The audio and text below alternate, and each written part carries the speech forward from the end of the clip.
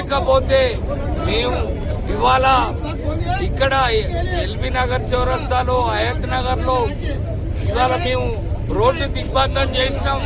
ఇంతటితోటి ఆగదు. శివచరణ్ రెడ్డి నువ్వు క్షమాపణ చెప్పకపోతే నీ ఇంటిని ముట్టడిస్తాం. అప్పటి కూడా సరిగా పోతే నిన్ను తొలగించేంత వరకు కూడా మరి గాంధీ భవన్ ను కూడా ముట్టడిస్తావు. ఖబర్దార్ చెప్తున్నాం, మాట అదుపులో పెట్టుకో.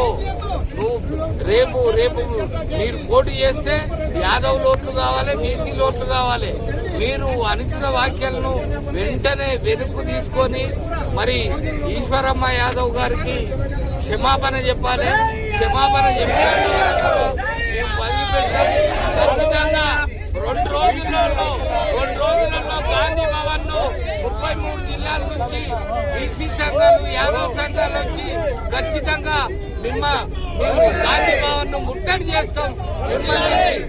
మిమ్మల్ని అధ్యక్ష పదవి నుంచి తొలగించేదానంత వరకు కూడా కాంగ్రెస్ పార్టీపై మేము పోరాటం చేస్తామని ఈ సందర్భంగా హెచ్చరిస్తున్నాం. నా పేరు మేకల్ రాములు యాదవ్, జాతీయ యాదవ్ పోరాట సమితి జాతీయ అధ్యక్షుడు.